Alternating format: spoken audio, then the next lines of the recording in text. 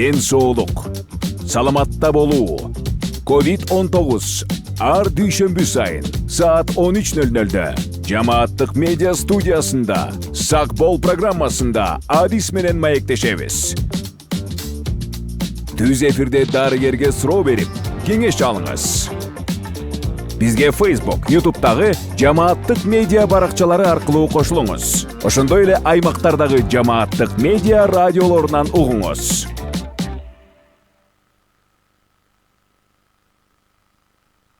Саламатсызбы көрөрман жана угарман, сиз жамааттык медиа студиясындагы Сак бол программасын көрүп баштадыңыз. Эфирде мен Айгерим Куатбекова алып баруудамын. Бул жолу биз коргошун менен ууланууну таанып, алдын алуу маанилүүлүгү тууралуу сүйлөшөбүз. Ал үчүн студияга Бишкек шаарындагы номер 9-үй үй-бүлөлүк дарыгерлер борборунун директорунун орун басары Диляра Исакованы чакырганбыз. Кутман күнүңүз менен. Саламатсыздар. Студияга кош келдиңиз. Алгач эле ошо коргошун деген эмне, бул организмге кандайча кирет экенин айтып берсеңиз. Коргошун бул оор металл. Баарыбыз билебиз, коргошунду кичинекейибизден ойноп жүргөнбүз, коргошун менен бала кезде. Анан бул коргошун дүйнөлүк саламаттык сактоо уюмунун организмге терс таасир тийгизген оор металлдардын арасында 10 металлдын арасында бирөөсү экен. Бул аябай айрыкча балдардын организмине туура эмес таасир бере турган, мындайча айтканда угуланта турган заттын бири экен, металлдын бири экен. Ошол себептен азыркы кезде ошо дүйнөлүк саламаттык сактоо уюму дүйнө боюнча изилдөөлөрдү жүргүзүп, бул заттын организмде канча өлчөмдө кандай терс таасирлери бар экени жөнүндө текшерүү иштери, изилдөө иштери жүргүзүлүп, көптөгөн мамлекетте бул ишке ашкан экен. Кыргызстан 2024-жылдан баштап ушу балдарды текшерүүдөн өткөрүп, анан ушунга каршы иш баштаган экен. Демек, организмге коргошун кирсе кандай таасирин тийгизип, эмне кесепеттерге алып келет? Коргошун организмге аба аркылуу, суу аркылуу, тамак аш аркылуу кирет экен дагы, организмди угуланта баштайт экен. Мунун кичинекей өлчөмү дагы балдардын организмине терс таасир тийгизет. Айрыкча бул мээ системасына, мээнин өнүгүүсүнө, мээнин өрчүшүнө терс таасир тийгизип, балдардын эске тутуусу жана сүйлөөнүн кечеңдеши балдардын арасында, психикалык жактан кандайдыр бир өзгөрүүлөрү туура эмес жакка бурулуп, бул ушунун баардыгы ошо коргошунун кесепетинен экен. Ал эми улуу муунда бул кан басымынын көтөрүлүшүнө, ошол эле балдар менен улуулардын арасындагы кан аздуулукка алып келет экен. Бөйрөктүн иштешин начарлатат экен, бөйрөк дагы жабыркайт экен ушу коргошундан. Ошол себептен азыркы учурда бул коргошундун зыяндуулугун текшерүүдөн өткөрүп, көптөгөн мамлекеттерде ошо коргошун колдонуу тыюу салынып атыптыр. Бул коргошун кайсы буюмдарда десек, коргошун ачык, бул көбүнчө краскада колдонулат. Боектордо колдонулат экен. Боектордон жана сырларда, үй сырдаган, кандайдыр бир турмуш тиричиликте колдонулат сырлар. Ал эми балдардын оюнчугунда, себеби баягы балдардын оюнчугунда кооз кылыш үчүн коргошун колдонуп, коргошун кооз ачык түстөрдү бере турган бул коргошун. Ал эми айрыкча сары оюнчуктарда, ачык оюнчуктарда ушу коргошундун составына коргошундун көбүрөөк колдонулат экен. Андан сырткары желим, пластик идиштерде. Биз азыркы учурда балдарга көбүрөөк пластик идиштерди колдонуп атпайбызбы? Бул жанагы кооздоп балдарды кызыктырып, кызыл тазы кылып, сүрөттөрү менен кызыл тарелкасы бар, чашкасы бар, кашыгы, вилкасы бар.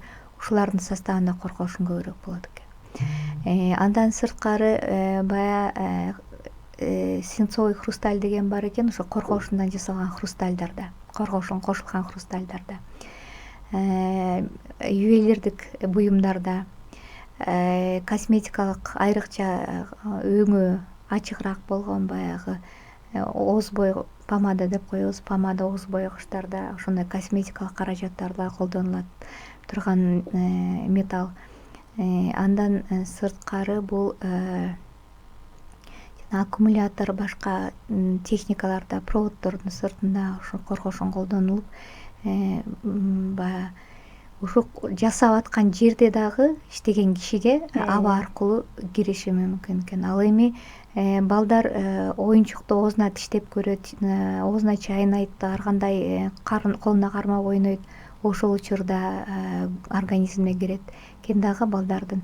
Бунун эң коркунучтуусу бул кумуляция деп коебуз, организмден чыкпайт экен коргоошун. Организмге чыкпай сакталып топтоло берет. Анан биринчи кезекте ошо мээге терс таасир тийгизет. Балдар чоңдорго караганда көбүрөөк сезгичирээк да, ошол себептен балдарда бул симптомдор көбүрөөк байкалып атат. Ошол эле жанагы азыркы учурда жылдан жылга көбөйүп бараткан начар сүйлөө балдардын арасында, тили кеч чыккан балдар аябай көбөйүп атат, жакшы сүйлөбөгөн балдар көбөйүп атат. Азыр аутизм да көбөйүп атат деп айтып атабыз. Ошолордун дагы бир себеби бул ошо кызыл тазыл болгон боектор, ошо кызыл тазыл оюнчуктар. Бул коргоошун организмге кирип кеткенин кантип аныктаса болот? Организмге киргенин кан аркылуу аныктап, ошо 24-жылы биздин саламаттык сактоо министерствосу, дүйнөлүк саламаттык сактоо уюму менен коомдук саламаттык сактоо институту бар бизде, улуттук. Ошол институт менен бирдикте балдардын организминдеги коргоошунду аныктап чыгышкан.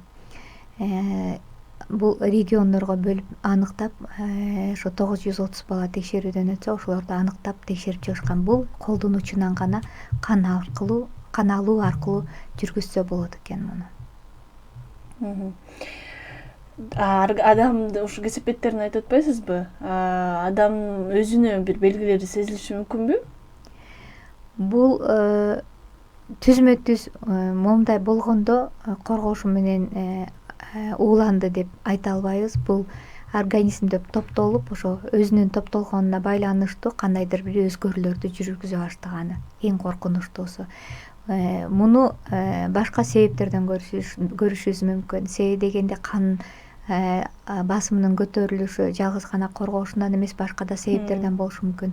Ошол себептен түзмө түз ошо сиз ошо коргоошундан ууландыңыз деп, эгерде ошол цехте же ошол заводдо иштеген гана кишиде ошондой симптомдор болбосо, башка учурда элдин арасында мындай симптомдор көбүнчө көз жаздында калган үчүн ушул кезге чейин көп басым жасалып айтылбай келген.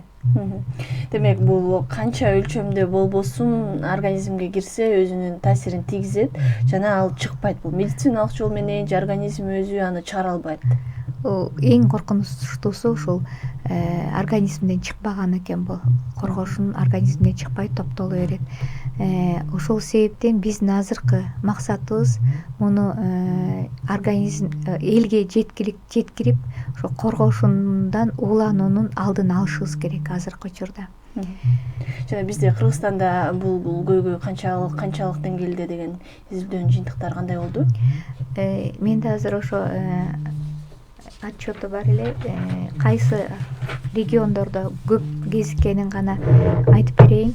Бардыгы 930 бала текшерүүдөн өтсө, анын 479унан ошол коргоошун табылган экен. Бул 51,5%-ды түзсө, бул аябай чоң көрсөткүч. Ал эми эң чоң көрсөткүч табылган бул Ысык көл областы экен. Бул 50,7% көп өлчөмдө, ал эми 17,9% бул абдан көп өлчөмдө табылган экен балдардан. Чүй областында 16,7%, аябай көп өлчөмдө деп 1,5%.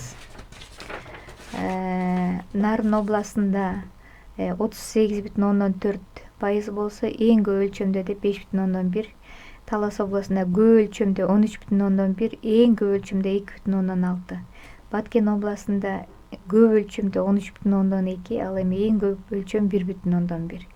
Жалал Абад областында эң көп өлчөмдө 24,6, ал эми эң көп өлчөмдө 1,2%. Ош областында 6,9% көп өлчөмдө десе 1,5% бул эң көп өлчөмдө деп. Бардыгы ошо 479 баладан табылса, 170 балада эң көп өлчөмдө, анан 27 балада эң көп өлчөмдө 27 баладан табылган экен, 2,9%. Ал эми көп өлчөм деген 18%ды түзөткөн 170 бала. Бул аябай чоң, көп чоң көрсөткүч. Ошол себептен азыркы учурда биздин саламаттык сактоо уюму башка жетекчиликтерге көрсөтмө берип, азыр ушул красканын, айрыкча ошо боектордун составында ошо коргошун бар боекторду киргизбегенге тыюу салууга иштеп аткан кези, себеби бул жаңы иштелип аткан иштер башталды. Андан сырткары ошо көрсөтмөлөр боюнча эң эле биринчи бул ошол элге жеткиликтүү кылып, элге жеткирүү максатыбыз. Ата-энелерге маалымат берүү, бул профилактикалык иш деп коебуз. Ошо профилактикалык иш аркылуу биз ушуну ылдыйлатканга аракет кылышыбыз керек. Демек бул изилдөөдө канча жашка чейинки балдар катышты? 1 жаштан 6 жашка чейинки балдар. Эми буларды мисалы медициналык жол менен чыгарууга мүмкүн болбосо, буларды мындай кесепеттери андан ары оорлобош үчүн, жеңилдетиш үчүн эмне кылыш керек болот? Жогортодон айтып кеттим, бул организмде сакталып топтошуп кала берет экен. Муну азыр медициналык жол менен мынтип жууп чыгарып салганга азыр мүмкүнчүлүгүбүз жок. Ошол себептен азыр профилактикалык жол. Жок дегенде мындан да көбөйбөй турганын азайтышыбыз керек, токтотушубуз керек. Бул эң эле жөнөкөй нерсе. Бул ошо бала колдонгон буюмдарды контролго, көзөмөлгө алышыбыз керек. Ичип аткан, жеген тамактарын көзөмөлгө алышыбыз керек. Өзүбүз үй ичинде колдонгон буюмдарга маани беришибиз керек. Биз дайым айтып келебиз, негизи үйдө сырдаган, айрыкча боюнда бар аялга эң коркунучтуу деп. Себеби дегенде жана да айттымбы, коргоошун боюнда бар аялдарда кан аркылуу балага барса, бул түйүлдүк эң коркунучтуу нерсеси баланы жоготуп алышы мүмкүн, бойдон түшүү. Андан сырткары, эгер баланын организмине кирип калса, баласы кандайдыр бир майыптык менен төрөлүшү мүмкүн, же акыл эси кем болуп калышы мүмкүн. Ошол себептен баягы бойдо бар аял ошо боекторго жакындабашы керек. Ал эми дагы профилактикалык иш бул бизде жана айтып кеттим, оюнчуктарда көп экен, идиштерде, пластик идиштерде көп экен деп. Ушул пластик идиштер, эски оюнчуктар бырпырап атканда ошол дем алуу аркылуу организмге көбүрөөк кирет экен. Ошол себептен эскирип бараткан оюнчуктарды, эскирген идиштерди эч качан колдонбошубуз керек экен. Ошол замат ыргытып салышыбыз керек. Ушул жөнөкөй эле нерселер, мындай караганда жөнөкөй, колдон келе турган нерселер. Биз ушуну колго алсак, анан өкмөт тарабынан азыркы учурда ошо дүйнөлүк саламаттык сактоо уюму ушул коргоошунун зыяны жөнүндө ошо дүйнө жүзүндө көтөрүп, себеби көп мамлекеттерде ушул проблема экенин көрүп, изилдөөлөрдү жүргүзүп, көптөгөн мамлекеттерде тыюу салып баштаган экен. Ушул чыгарууну, ушул коргоошун колдонуп, боек чыгарууну же болбосо кандайдыр бир буюм чыгарууну колго алган экен. Азыр буюрса, ошол ишке ашса, дүйнө жүзү боюнча ошону токтотуу максаты, токтотуу аркылуу профилактика жүргүзүү. Бизде азыр ошо Кыргызстанда жаңы эле башталып атат. Ошол бул акырындап мындан ары дагы ишке ашса, бул жөн гана элге маалымат берүү эмес, бул бизге Кыргызстанга ушундай туура эмес заттары кошулмасы бар боекторду, буюмдарды киргизбей токтотуу. Демек бул жерде колдонгон идиш аяктар, оюнчуктар өзгөчө балдарга мындай балдар менен байланыштуу болгон нерселердин баарынан арылып, бир мындай аң сезимдүү колдонуучу болуш керек экен. Туура. Ошон үчүн ар бир ата эне өзүнүн бошобой атканына же бир кандайдыр башка себептерге карабай ошо баласына көбүрөөк көңүл бөлсө, муну биз дайыма айтып келебиз. Бул эң эле жөнөкөй нерсе. Ошо бойго болгонго чейин, боюда болгон чейин даярдануу, балага келгенге чейин. Себеби бала биздин келечегибиз, бала элдин, мамлекеттин келечеги, ар бир үй бүлөнүн келечеги. Бойдо болгонго чейин даярданышыбыз керек. Бойдо болгондон кийин ата эне өзүн туура алып жүрүшү керек. Себеби дегенде андан кийинки жашоосун белгилей турган, оңдой турган ошо 1000 күндүк бар деп коебуз. Бул баягы бойдо болгондон бала 2 жашка чейинки мезгил көбүрөөк баланын келечегине влиять этет деп коебуз. Таасирин тийгизет. Ошол мезгилде биз көбүрөөк бойдо бар аялга, андан кийин балага да көңүл бурушубуз керек. Демек айланасы, чөйрөсү коопсуз болушу керек баланын. Эң эле жөнөкөй ошо зыяндуу нерселерди алып бербегенге аракет кылышыбыз керек. Бул тамактануусуна да байланыштуу. Дагы бир айта кете турган нерсе, үйдө тамеки тартса, үйдө тамеки тартуу дагы баланын организмине зыян келтирип, биз дайыма айтып келебиз, ошо дем алуу системасына зыян келтирет деп. Ошонун ичинде коргоошун да бар экен. Себеби баягы тамекинин түтүнүндө коргоошун да бар экен. Тамеки өсүп аткан жерде баягы азыктандырып атышпайбы? Ошо азыктандырып аткан, жасалма азыктандырган селитра болуп кандай нерселер болот, ошонун составында дагы коргоошун бар экен.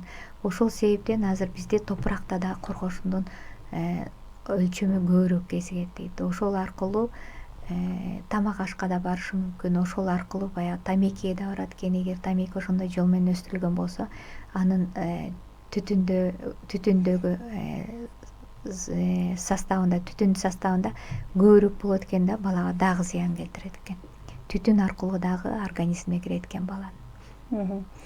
Үй шартында мындай күнүмдүк тиричиликте жөнөкөй жарандар, апалар бул мындай коргоошунун белгилерин тааный алышабы? Мисалы, ошол эле оюнчуктарда көп учурда жазылбашы деле мүмкүн да. Балада кандайдыр бир симптомдор байкалса, мисалы үчүн кан аздуулук болсо, эске тутуму начар болсо, да кандайдыр бир нерв системасынын бузулганын белгилери байкалса, азыркы учурда эми ата эне дарыгерге кайрылып анализин, канын текшертип көрсө болот экен азыр.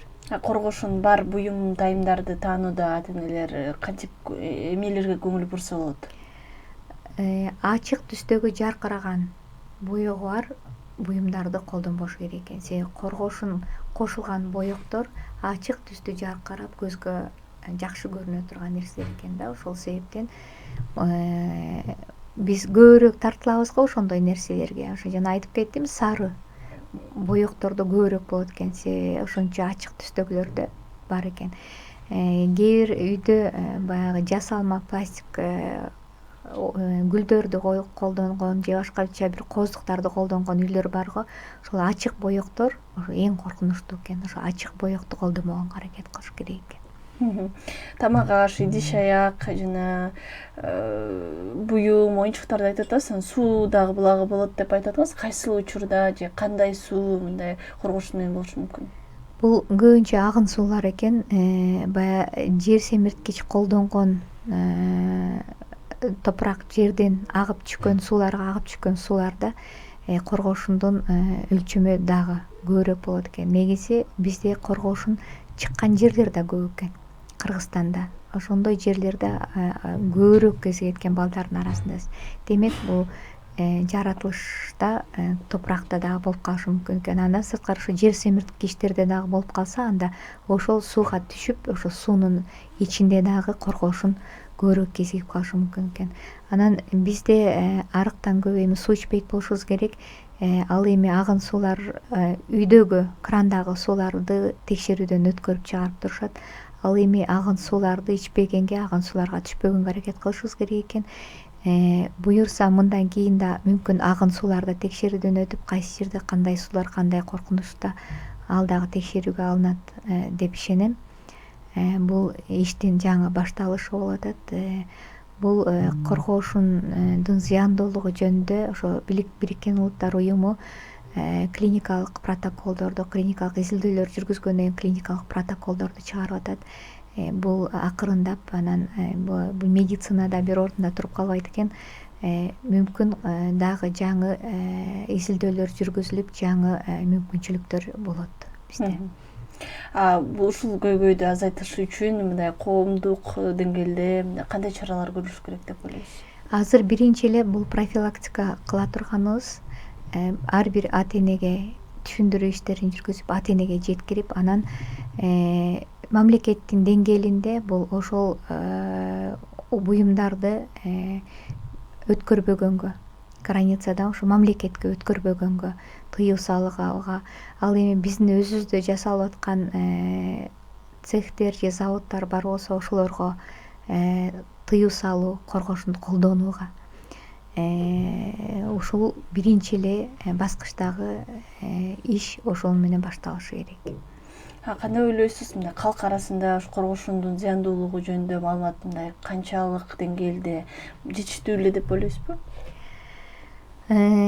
Ушуга көп ишене бербейм. Себеби дегенде жаштар радиону, телевизорду азыр улуу адамдар көрөт экен. Азыркы кезде информацияны да азыраак көрүп калды, сериалга көбүрөөк кызыгып атат окшойбуз. Ал эми Facebook, башка баракчаларда, баягы социалдык баракчаларда көбүрөөк негативдик информация тез тарайт экен, тез. Бул азыр радио угуучуларга айтат элем, ушул негативдик информация организмде иммунитетти ылдыйлата турган нерселер да. Ошон үчүн негативди көп көрбөгөнгө аракет кылышыбыз керек. Эгерде өзүңүздүн ден соолугуңузга кам көргөн адам болсоңуз, анда ошондой негативди көрбөңүз деп айтат элем. Ал эми жакшы информация, пайдалуу информация көп тарабай калат да бизде ошо социалдык булактарда дагы.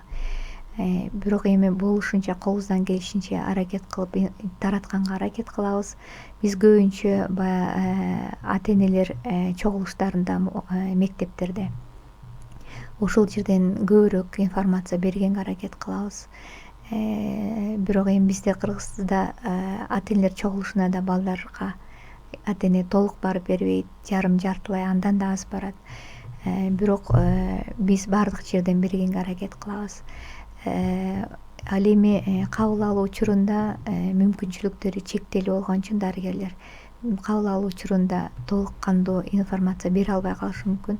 Бирок биз радио, телевидение аркылуу, ошо чогулуштар аркылуу, элдер менен кезигүү чогулуштардын негизинде, андан сырткары ошо ар бир дарыгерлер борборунда, үй бүлөлүк дарыгерлер борборунда экрандар бар.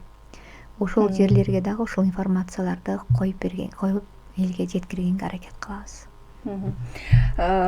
Ушул жерден ата энелерге өзгөчө кичинекей баласы бар же өзүңүз айткандай кош бойлуу, балалуу болгон аткандарга айтып койсоңуз, коргоошун жөнүндө эмнени билиш керек, кантип аны тааныш керек, мына алдын алуу жолдору кайсылар? Биринчи эле профилактика үйдө азыр бала колдонуп аткан, өзүңөр колдонуп аткан үйдөгү кооз буюмдарды алып чыгып ыргытыңыздар деп айтат элем. Бул ошол эле кооз оюнчуктар, арзан оюнчуктар да көбүнчө. Ошол эле идиштер, кооз идиштер, жасалма гүлдөр, пластик идиштер, пластик буюмдар кооз болгон, кызыл, тазыл, жашыл болгон, сүрөттөрү тартылган кооз болуп, ошондой буюмдарды үйдөн чыгарып салган эң жакшы.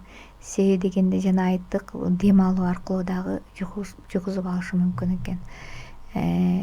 Себеби пластикти алмаштырсак болот, жыгачка алмаштырсак болот, айнек алмаштырсак болот, фарфорго алмаштырсак болот идиштерди. Ошондой буюмдарды колдонбогонго аракет кылыш керек. Азыр пластик идиш аябай көбөйдү, туура баарыбыздын үйүбүздө азыр табак аяктан баштап баары тең бар болуш керек. Ошолордун коозун мындай көзгө көрүнө турган бир жаркырагандарын албаганга мындан кийин аракет кылалы. Эң эле жөнөкөй нерсе бул. Бул эң эле жөнөкөй нерседен ушундай эң оор последствия деп коебуз, эң оор жыйынтык келип атканы коркунучтуу болуп атат да. Бул эң эле биринчи кезекте балдардын ден соолугуна зыян кылып атканы. Анан ошон үчүн ар бирибиз үйүбүздө балдарыбызга көңүл бөлүп, балдарды сактаганга, балдардын ден соолугун сактаганга аракет кылалы. Бул жерде бала эмне ичип атканы, эмне колдонуп атканы, дем алып атканы, демек бул айлана чөйрө баардыгын мындай тазалап караш керек деген экен да. Ооба. Айтып атканым, азыр ар кимибиз үйүбүзгө барганда эшиктен баштап төргө чейин баарын анализдеп карап чыгып, кереги жок эскирип бараткан оюнчуктарын да ыргытышыбыз керек экен. Эскирип бараткан идиштерди мүмкүн болушунча баарын эле алып салганга эң жакшы. Азыркы учурда жыгачтан түрлүү табак аяк колдонуп атабыз. Эгерде айнекти, чыныны, фарфорду сынат десек, жыгач табак аяк алып берели анда балдарыбызга. Эң пайдалуу нерсе, туурабы? Ушул эң бир мындай оор жагы, бир организмден чыкпаганы жана ал билинбегени экен да. Жана жалпы кандын анализинен муну билсе болобу же кантип аныкташ керек? Мисалы белгилер болот. Жалпы анализден бул чыкпайт. Буга түзмө-түз ошо коргошунга деп түзмө-түз текшерүү жүргүзүш керек. Бул колдун учунан эле алынган анализден чыгат экен. Ошол себептен эгерде целевой деп коебуз, только ошондой текшерүүдөн. Жалпы анализден бул анализ көрүнбөйт экен. Бунун эң коркунучтуусу бул ошол муну менен ууланган учурда дагы билинбей башка симптомдордун алдында калып билинбей калгандыгы коркунучтуу да. Муну түзмө-түз моундай, мисалы үчүн састымо жөтөлүп калса, састымо дегендей муну түзмө-түз ушул коргошундан деген жок. Бул акырындап организмди өлтүрүп, организмди талкалай бергендегиси эң коркунучтуу. Жана бул дайыма ошол адамда калып атканы менен да. Организмде жүрө бергендегиси менен ал бар бир жерге уюп калып кала берет экен дагы, анан ошо зыянын уулуулугун ошол жерден көргөзө берет экен. Чоң рахмат сизге, убактыңызды бөлүп угармандарга пайдалуу маалыматтарыңыз менен бөлүшкөнүңүзгө ыраазычылык билдиребиз. Урматтуу Жамааттык медианын көрөрманы жана угарманы, сиз Сак бол программасынын кезектеги көрсөтүүсүн көрдүңүз. Бул жолу биз коргошун менен ууланууну алдын алуу же азайтуу боюнча сүйлөштүк. Суроолорго Бишкек шаардык номер 9 үй бүлөлүк дарыгерлер тобунун директорунун орун басары Диляра Исакова жооп берди. Эфирди мен Айгерим Кубатбекова алып бардым. Кайрадан эфир аркылуу амандашканча саламатта туруңуз. Ден соолук, саламатта болуу. COVID-19 ар дүйшөмбү сайын саат 13:00-дө Жамааттык медиа студиясында Сак бол программасында адис менен маектешебиз. Түз эфирде дарыгерге суроо берип, кеңеш алыңыз. Бизге Facebook, YouTube'дагы Жамааттык медиа баракчалары аркылуу кошулуңуз. Ошондой эле аймактардагы Жамааттык медиа радиолорунан угуңуз.